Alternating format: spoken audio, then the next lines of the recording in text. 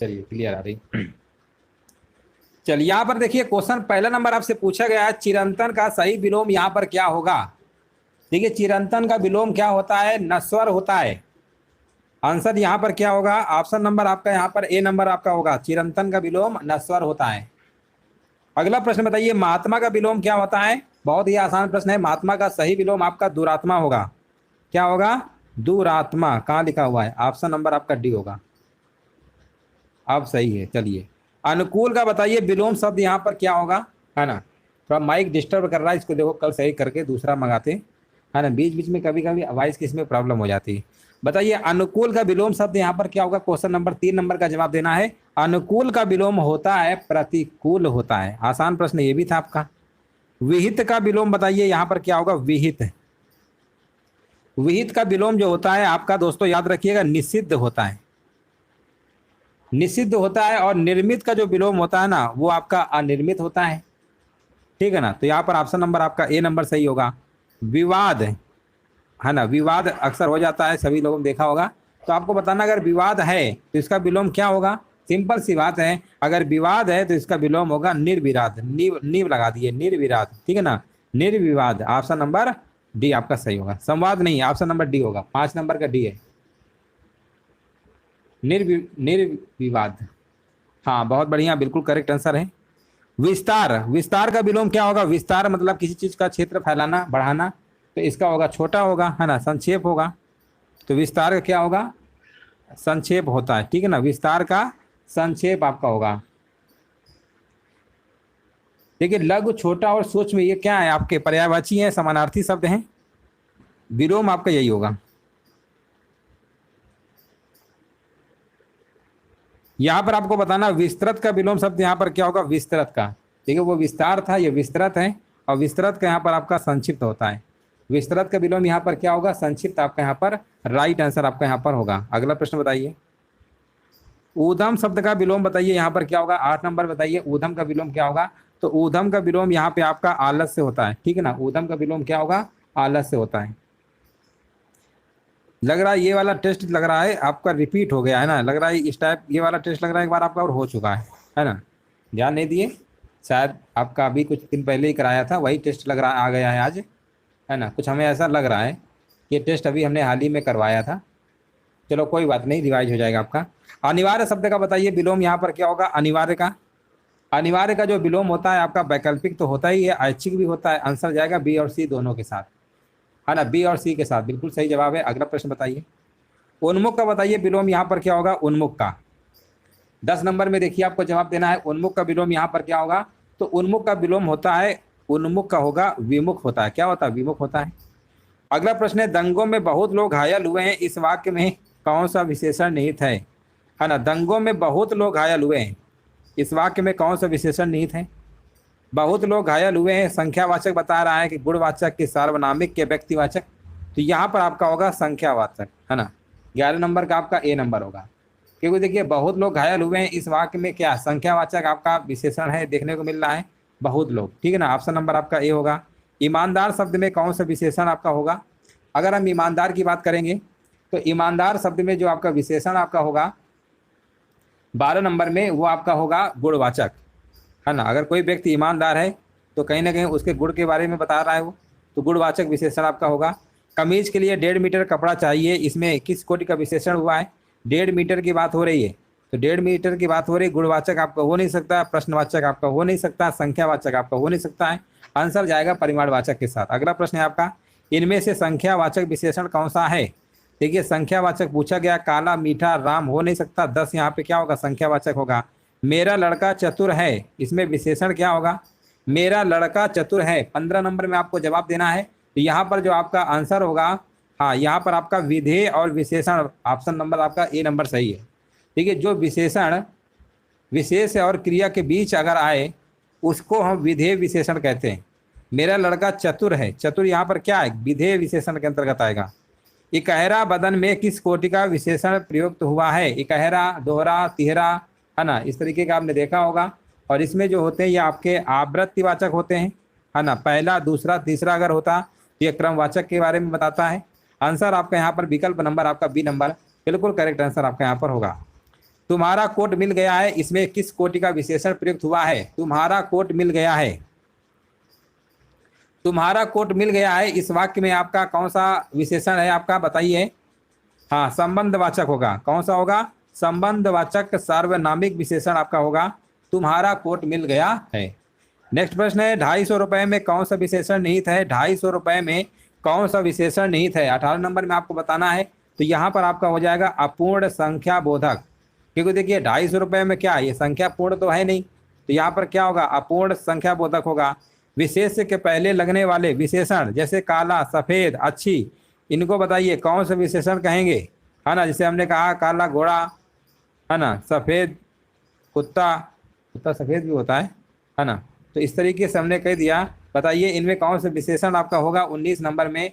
तो 19 नंबर में बताइए क्या होगा? हाँ, बी नंबर होगा, विशेष विशेषण। ऑप्शन नंबर आपका बी नंबर बिल्कुल करेक्ट आंसर आपका यहाँ पर हो जाएगा। ये विशेष विशेषण होते हैं। जो विशेषण विशेष और क्रिया के बीच आते हैं ना, उन्हें हम विधेय विशेषण कहते हैं।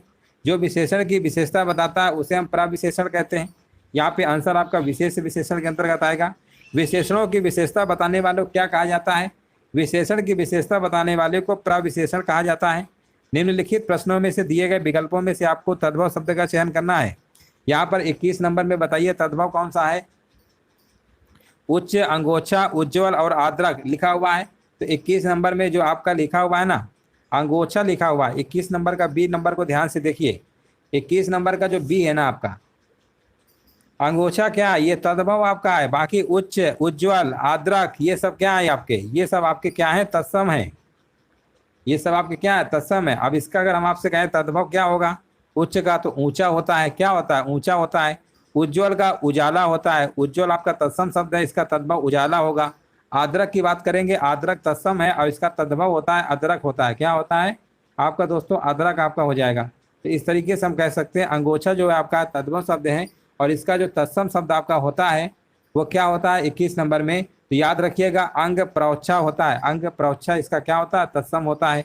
इसी प्रकार आपका 22 नंबर, 23 नंबर, 24 में बताना है। इनमें बताना तद्भव आपका शब्द क्या है 22 नंबर में? तो 22 नंबर में तद्भव आपका यहाँ पर अदरक होगा, जो कि अभी हमने आपको बताया था। आद्रक इसका तत्सम होता है और अदरक तद्भव होता है। अगला है अमचूर और अमूल्य लिखा हुआ है। तो जो 23 नंबर का अमचूर लिखा है ना, अमचूर, याद रखिएगा अमचूर जो होता है ये आपका तद्भव शब्द है। अब आप कहेंगे इसका तत्सम क्या होता है ना, इसका तत्सम क्या होता है? तो याद रखिएगा आम्रचूर्ण होता है। इसका तत्सम आम्रचूर्ण होता है। आम्रचूर्ण का तद्भव क्या होता है? तद्भव आपका अमचूर होता है। बाकी सब आपके तत्सम थे। अग्नि और आड़त लिखा हुआ है, अलग लिखा हुआ है, आलस्य लिखा हुआ है। तो 24 नंबर में जो आपका तद्भव होगा ना, यहाँ पर अलग आपका क्या होगा? यहाँ पर तद्भव आपका होगा। अगला है 25 से लेकर आपके 30 नंबर तक आपको बताना है तत्सम शब्द का चयन करिए। 4 विकल्प हैं, आपको तत्सम बताना है। तो तत्सम की अगर हम बात करेंगे, स्थल, लरिका, थन और थंब, ये लिखा हुआ है। तो जो यहाँ पर लिखा हुआ है ना तत्सम शब्द, यहाँ पर क्या होगा बताइए? 25 नंबर का ए जो है, स्थल क्या है? तत्सम शब्द है। इसका तद्भव क्या होता है? थल होता है ना, थल। स्थल आपका क्या है? तत्सम शब्द है आपका।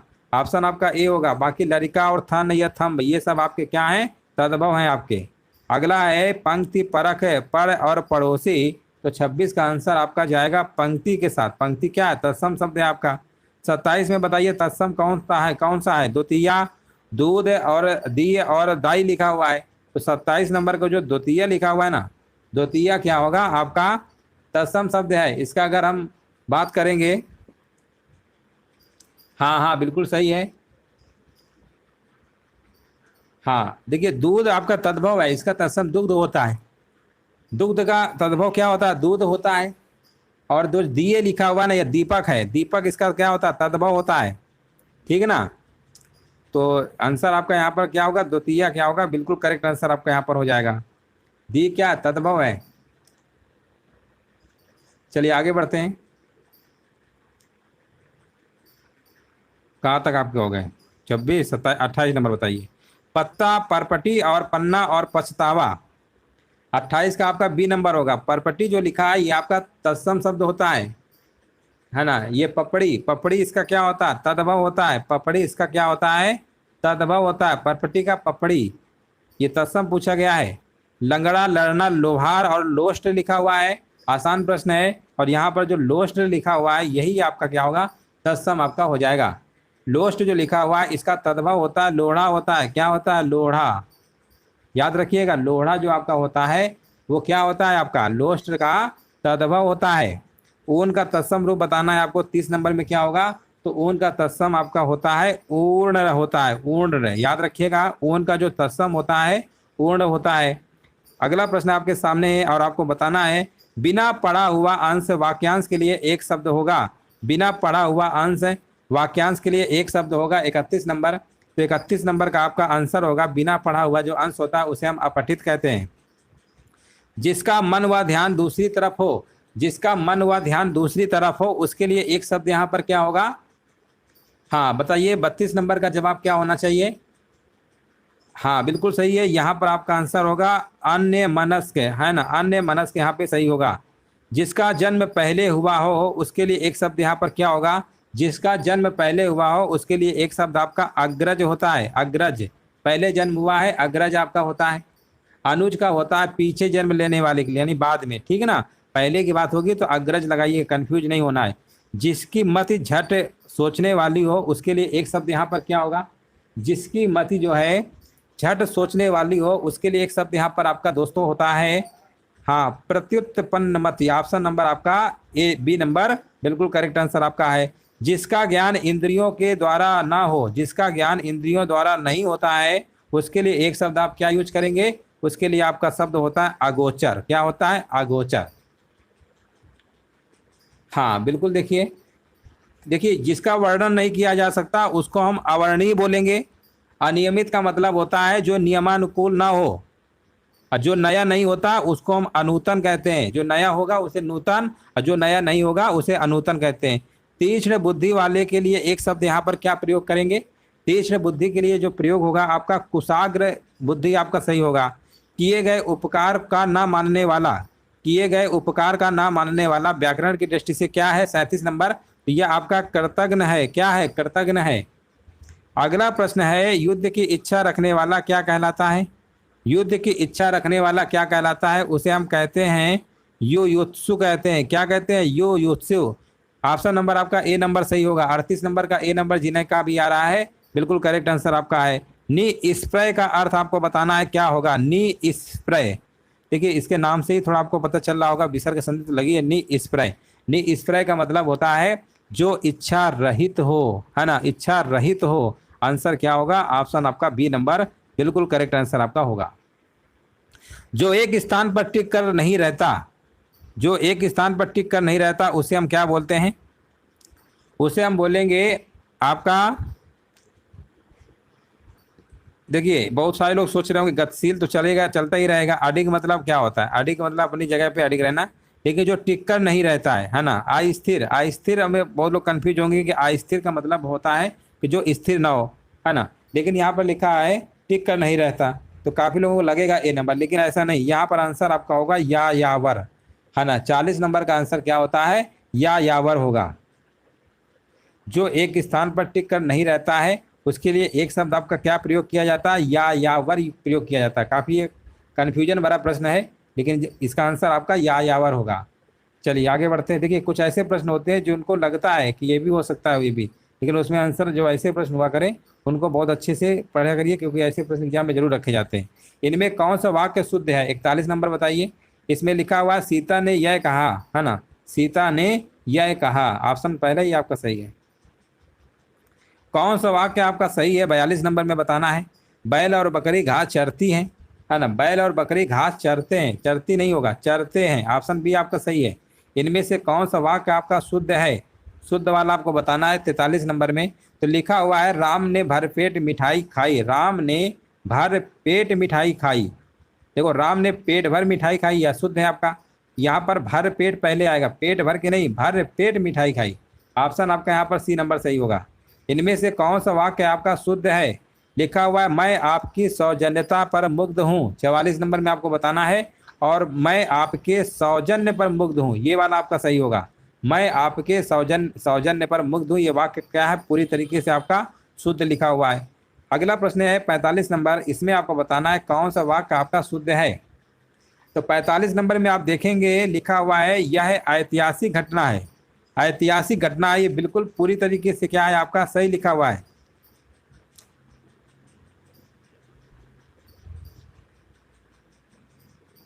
इनमें से वर्तनी की दृष्टि से शुद्ध शब्द बताइए। उज्ज्वल कैसे लिखते हैं बताइए। उज्ज्वल में दो आधा जा बनते हैं लगातार। ऑप्शन आपका यहाँ पर बी नंबर आपका सही होगा। परमात्मा ही समग्र ब्रह्मांड का रचयिता है। रचयिता कैसे लिखते हैं, रचयिता, रचयिता कैसे लिखते हैं, ये वाला है ना। 47 का ए नंबर, इनमें से कौन सा शुद्ध शब्द है। कुमुदनी, कुमुदनी, कुमुदनी होता है ना। 48 नंबर क्या होगा, कुमुदनी की कुमुदनी होता है, कुमुदिनी होता है, कुमुदिनी होता है, कुमुदनी नहीं कुमुदिनी होता है। किस शब्द की वर्तनी आपकी शुद्ध है। व्यवहारिक, अत्यधिक, है ना, और मिष्ठान अधीन। कौन सा शुद्ध है आपको बताना है। तो आप तो कहेंगे यहाँ पर जो आपका लिखा हुआ है ना अत्यधिक ही शुद्ध है ना। व्यवहारिक में या जो है बड़ा बनेगा, यहाँ पर या में मंत्र नहीं लगाया इन्होंने। अधीन नहीं होता, अधीन होता है, अधीन, ठीक है ना। इसका शुद्ध अधीन होता है, अधीन थोड़ा होता है। मिष्ठान की अगर हम बात करेंगे, मिष्ठान की, तो यहाँ पर मिष्ठान होता है, टा बनेगा ना कि ठा बनेगा। तो इस तरीके से आपको क्लियर हो गया होगा। ऑप्शन डी आपका सही है। शुद्ध वर्तनी वाला आपको शब्द बताना है। अंत्याक्षरी कैसे लिखते हैं बताइए। अंत्याक्षरी कैसे लिखते हैं, यहाँ पर आंसर अगर आपका ए नंबर आ रहा है तो बिल्कुल सही जवाब है। इनमें से आपको बताना शिव का पर्यायवाची क्या होगा। शिव का पर्यायवाची शिवालय, रुद्र, हरि और रुद्राक्ष, ये ऑप्शन दिए गए हैं। यहाँ पर ऑप्शन आपका होगा रुद्र होगा, है ना। रुद्र यहाँ पे बिल्कुल करेक्ट आंसर आपका यहाँ पर होगा।